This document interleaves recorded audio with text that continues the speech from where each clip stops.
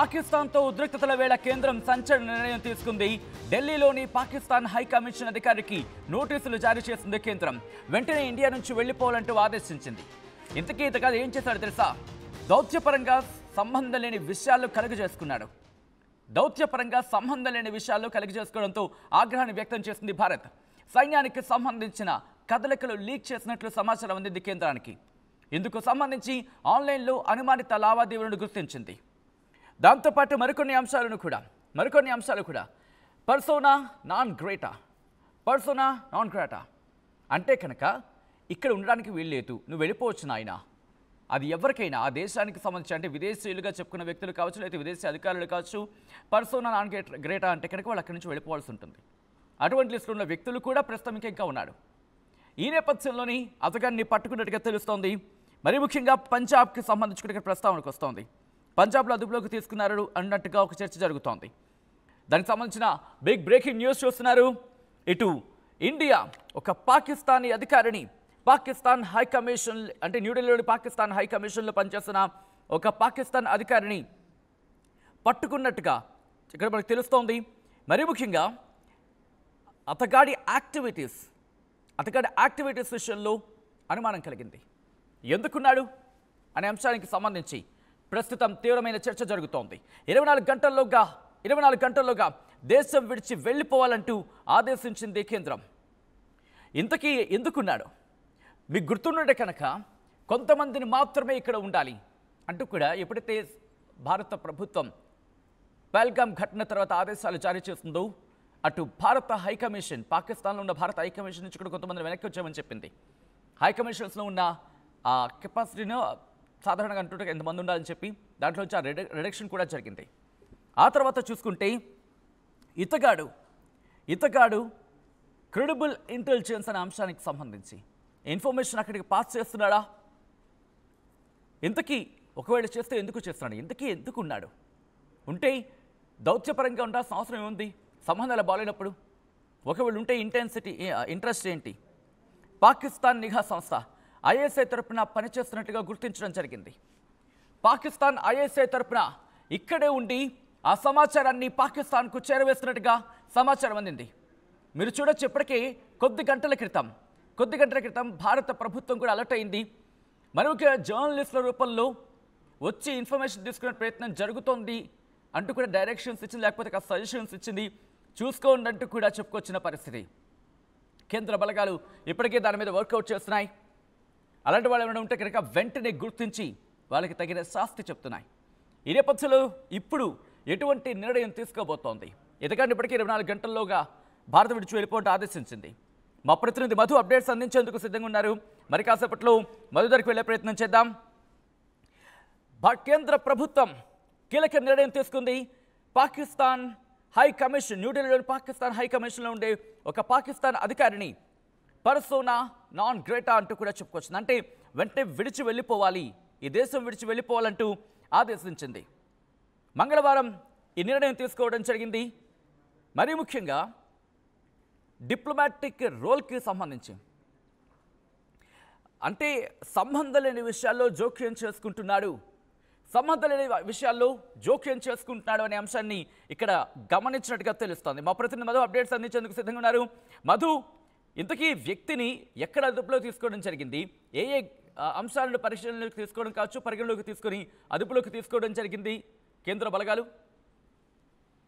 పాకిస్తాన్ కి సంబంధించినటువంటి ఆర్మీ అధికారులే కాదు, ఇక్కడ భారత్ లో పనిచేస్తున్నటువంటి పాకిస్తాన్ హై కమిషనర్ ముగ్గురు కూడా టెర్రరిస్టులకు సహకరించాలంటే ముగ్గురే ఉన్నట్టుగా చాలా స్పష్టంగా కనిపిస్తోంది. వారి కదలికలు గతంలోనే చూసాం.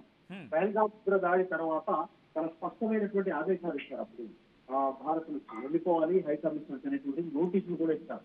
సరే, కొన్ని సడలింపుల నేపథ్యంలో అవకాశం ఉన్నా దాన్ని దుర్వినియోగం చేసుకునేలాగా, అంటే ఇప్పుడు ఇక్కడ వండుకుంటూ ఇక్కడ సంబంధించినటువంటి సైనిక కదలికలను తెలియజేయడము, కొన్ని డిఫరెంట్ గా ఉన్నటువంటి ఫైనాన్షియల్ ట్రాన్సాక్షన్ జరిగినట్టుగా కూడా గుర్తిస్తా ఉన్నారు. దీనికి సంబంధించి అంటే వీళ్ళు ఇక్కడ ఉంటూ కూడా హై కమిషనర్ చేయాల్సినటువంటి చర్యలను కూడా పక్కన పెట్టి మళ్ళీ వారికి ఉగ్రవాదాన్ని పెంచి పోషించేలా ఇక్కడ సైనిక కదలికలను ఇస్తున్నారు అంటేనే అర్థం చేసుకోవచ్చు. ఆల్రెడీ సీజ్ ఫైర్ ఆల్రెడీ ఇప్పటికే సరైనటువంటి బుద్ధి చెప్పే ప్రయత్నం చేసింది భారత్ చాలా స్పష్టంగా. దాడులకు సంబంధించిన విషయంలో ఉగ్రవాద శిబిరాలపై దాడులు చేశాం. అయినా పాకిస్తాన్ హైకమిషనర్ గుర్తు కూడా అలాగే కనబడతా ఉంది. దీనికి సంబంధించి ఇమీడియట్ 24 గంటల్లో వెళ్లిపోవాల్సిందిగా భారత్ ఆదేశాలు జారీ చేసింది. ఢిల్లీలో ఉన్నటువంటి భారత్ హైకమిషనర్ పాకిస్తాన్ సంబంధించినటువంటి హైకమిషనర్ అధికారులు వెళ్లిపోవాలనేటువంటి స్పష్టమైన సూచన చేసింది. చూడాలి ఇక్కడికైనా బుద్ధి మారుతుందా లేదా అనేటువంటిది.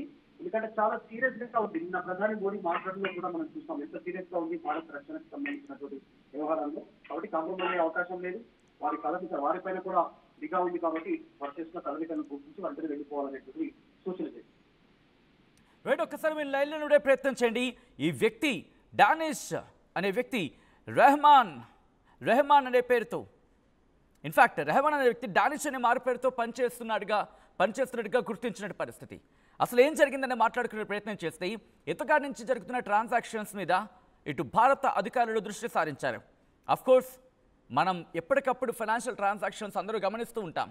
ఒకవేళ అనుమానితంగా ఉన్న ఆ కోణంలో ఆ ట్రాన్సాక్షన్స్ మీద దృష్టి సారించడం జరుగుతుంది. అయితే విశ్వసనీయ నిఘా సమాచారం బేస్ చేసుకొని భారత సైన్యం ఈ కదలికలకు సంబంధించి గుర్తించింది. పాకిస్తాన్కు చెందిన హ్యాండ్లర్ ఉంటాడు కదా, వాళ్ళకి ఈ సున్నితమైన సమాచారాన్ని లీక్ చేస్తున్నాడు అని అనుమానం వచ్చింది. దీంతో వెంటనే ట్రేసబిలిటీ స్టార్ట్ చేశారు, ట్రాక్ చేశారు, ట్రేసబుల్ చేశారు. ఆ తర్వాత ఈ అనుమానితుడిగా ప్రస్తుతం అదుపులోకి తీసుకున్న పరిస్థితి. ముందస్తు దర్యాప్తులో ఇనిషియల్ ప్రోబ్ అంటూ ఉంటారు కదా, దాంట్లో ఏం జరిగిందంటే రహస్య సమాచారం, ఈ రహస్య సమాచారాన్ని ఆన్లైన్ లావాదేవీల ద్వారా అంటే ఆన్లైన్ ప్లాట్ఫామ్స్ ద్వారా ఈ ట్రాన్సాక్షన్స్ జరుగుతున్నాయి. ఇన్ఫర్మేషన్ని పాస్ చేసినందుకు లేకపోతే ఇన్ఫర్మేషన్ కోసము ఆన్లైన్ ప్లాట్ఫామ్స్ ద్వారా ట్రాన్సాక్షన్స్ జరుగుతున్నాయి అంటూ కూడా తేలినట్టుగా తెలుస్తోంది. మరీ ముఖ్యంగా హ్యాండ్లర్లతో మనం మాట్లాడుకున్నాం కదా కొద్దిసేపటి క్రితం, పాకిస్తాన్కి చెందిన ఈ హ్యాండ్లర్లతో తరచూ సంప్రదిస్తూ ఉండేవాడు. దాంతోపాటు అతని సమాచారం లేకపోతే అతని సూచన ప్రకారం స్థానిక కార్యకర్తలు ఉంటాయి కదా, ఈ లోకల్గా ఉండేవాళ్ళు, వాళ్ళకు నిధులను మళ్లించడంలో పాల్గొన్నాడు అంటూ కూడా ఇన్వెస్టిగేషన్లో బయటికి చెప్పినట్టుగా సమాచారం అయితే అందుతోంది. అంటే అర్థం చేసుకోండి ఎటువంటి దుర్మార్గానికి పాల్పడే ప్రయత్నం చేశారు ఈ దుర్మార్గులు అనేది. మరి ముఖ్యంగా ఇక్కడ ఉంటూ ఢిల్లీలోనే ఉంటూ గూఢచారిగా మారే ప్రయత్నం కాదు, ఢిల్లీలో ఉంటూ మన గడ్డ మీద ఉంటూ పొమ్మని చెప్పిన పరిస్థితుల్లో కూడా ఒక పాకిస్తాన్ అధికారి స్థాయిలో ఉన్న వ్యక్తి మాట ఈయన. ఏం చేశాడంటే అధికారి నుంచి ఐఎస్ఐ ఏజెంట్గా మారిపోయాడు. పాకిస్తాన్, అందుకే ఎవరైనా పాకిస్తాన్లు ఇక్కడ ఉంటే వెంటనే పొండి అని చెప్పింది భారత్. వెంటనే ఇక్కడి నుంచి వెళ్ళిపోండి, మీకు ఇక్కడ ఉండే హక్కు అధికారం లేదు అదే చెప్పింది. ఎందుకంటే వీళ్ళని నమ్మకం లేదు. వీడు చూడండి అధికారి స్థాయిలో ఉన్న వ్యక్తి ఇక్కడ ఎందుకు ఉంచుతారు? ప్రతి దేశానికి సంబంధించి ఆయా దేశాల ప్రతినిధులు మిగతా దేశాల్లో ఉంటూ ఉంటారు, ఆ హై కమిషన్లో ఉంటూ ఉంటారు. ఇటువంటి నేపథ్యంలో వాడు కూడా వచ్చాడు ఇక్కడికి. ఆ తర్వాత కొంతమంది వెళ్ళిపోమని చెప్పింది. ఉన్నవాళ్ళు కూడా వాళ్ళ విధులకు కట్టుబడి ఉండాలి. ఆ దేశ సమాచారాన్ని దొంగతనం చేస్తాం, ఆ దేశ సమాచారాన్ని మన దేశానికి పంపించేస్తామంటే ఏ దేశం ఊరుకుంటుంది? భారతదేశం ఊరుకుంటుందా? ఇదిగో వాళ్ళు ఏదో అంటున్నారు హ్యాకర్లకు సంబంధించి.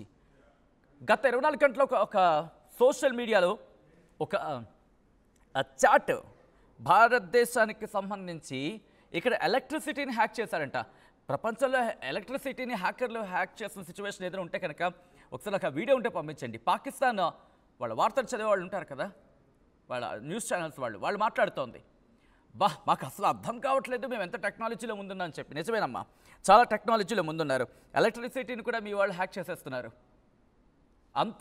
అంతటి దౌర్భాగ్య పరిస్థితుల్లో ఉన్నారు. Coming back to the subject, ఆ హ్యాకర్లకి సమాచారం అందించాడా? ఎటువంటి హ్యాకర్లు ఉన్నారు అక్కడ? పాకిస్తాన్ హ్యాకర్లకి ఇక్కడి నుంచి సమాచారం అందించాల్సిన అవసరం ఇతగాడికి ఏంటి? పాకిస్తాన్ హై కమిషనర్లో ఒక అధికారిగా ఉన్నావు, మూసుకొని అక్కడ నీ పని చూసుకోవాలి, నీ పని నువ్వు బాధ్యతగా చూసుకోవాలి. భారత విషయాల్లో వేలు పెడితే ఎలా ఉంటుందో చూసావుగా. చూడండి ఎంత దుర్మార్గమో. వీళ్ళంతా కదా ఉగ్రవాదులకి ఊతం ఇచ్చేవాళ్ళే. వీళ్ళు మళ్ళీ అధికారి అంటూ పైన దాని ఏంటంటారో గుడ్డ కప్పుకుంటూ ఉంటారు, ఒక ముసుగేసుకుంటుంటారు. ఎగ్జాక్ట్ పదం, ఒక ముసుగేసుకుని తిరుగుతూ ఉంటారు. ప్రపంచంలో ఏ మూల ఏ క్షణం ఏం జరుగుతుందో వేగంగా తెలుసుకోవడానికి తొలి వెలుగు వాట్సాప్ ఛానల్ని ఫాలో చేయండి.